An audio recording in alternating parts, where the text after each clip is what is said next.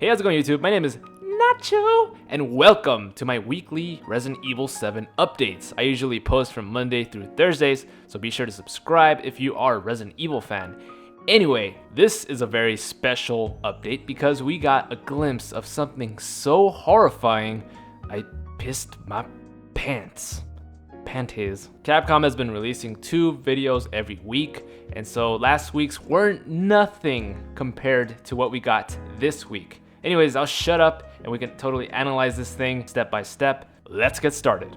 The first trailer is called Volume 9 Shadow. Now, I don't know why it's called that because basically nothing specifically happens with the shadow. In fact, there's less shadow and more other stuff going on. In the very first frame, we see this creature pop out of this wall, sort of hatching out of this growth on the wall, and it's a very demonic birth ritual going on.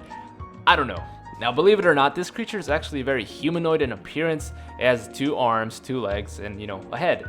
But that's pretty much it in terms of comparison to humans. I was actually very amazed at this entrance because not only is it very unique, but it's very subtle because in the more recent Resident Evil games, boss entrances are very cinematic and over the top, but this one is just the right amount of creepy and random even.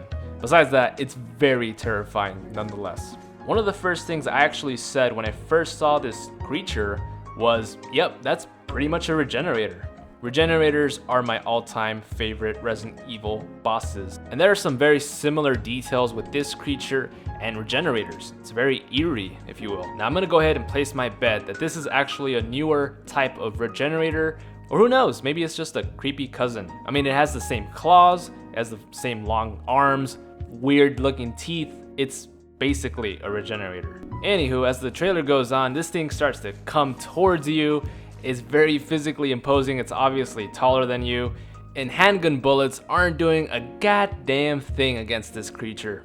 Back in Resident Evil 0, there was these humanoid leeches that were literally impenetrable against handguns, shotguns, or any type of common weapons. And so here's my theory. This is where the burner set comes to play. That little pre-order bonus that comes with gas cans and fire starters. I'm gonna go ahead and say that this is probably the use of fire in this game. And if you look closely at that texture on the skin, it looks very resistant to almost basically anything. It looks very hard and rugged. And so ammo is just a no-go for this thing. And so this starts yet another speculation, whether or not there will be a flamethrower in the game, because supposedly there will be. So if there's flamethrowers and there's gas cans and fire starters, we have hope, guys. We have hope against this thing.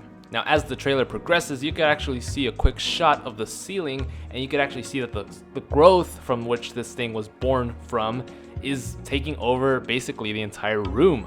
And then it starts lunging towards you and biting at you and grabbing your wrists. I mean, fuck this, man.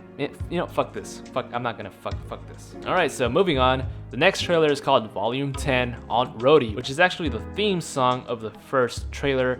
It's a pretty catchy tune, I'm not gonna lie. The trailer starts up with you walking up some stairs. All the while, some very creepy vocals are going on in the background of the song Don't Tell Aunt Rhody.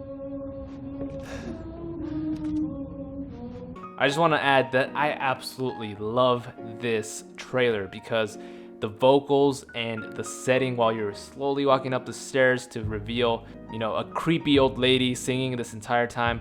I love the way Resident Evil 7 is building up its suspense. You finally get to the top of the stairs, and before we move on, you actually see some more growth that we saw from the previous trailer. It definitely looks like some pretty fucked up looking mold on the wall down there, and especially if it's breeding monsters. Like, you gotta get rid of that shit ASAP.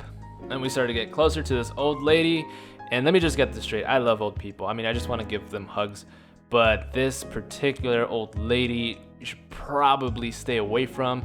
I actually thought this woman was dead back in the Baker dinner family dinner scene. I actually thought she was dead, but she's actually moving here, and yeah, then it just ends like that. It just ends. That's the whole trailer. A lot of question marks. Is this Aunt Rhody, guys? Is this the infamous Aunt Rhody? Who knows? We'll have to wait until this game gets released. Whew. So pumped from these trailers. So much more stuff to be pumped about. I mean, we actually saw more combat. We saw a new enemy. We probably saw Aunt Rhodey. That is a fucked up looking old lady. But other than that, guys, I love these trailers. These are probably my favorite trailers that have been released so far. But wait, there's more apparently, thanks to Capcom. Now after this trailer is over, there's a very mysterious looking screen that usually never happens from these volumes. Now it says Tape 3 Resident Evil, early December 2016. So there's more content to look forward to. Thank God, because if this was the last video we saw until January, it would be disappointing. What did you guys think about the new monster? What did you guys think about the trailers in general? Be sure to comment down below. I love discussing Resident Evil stuff.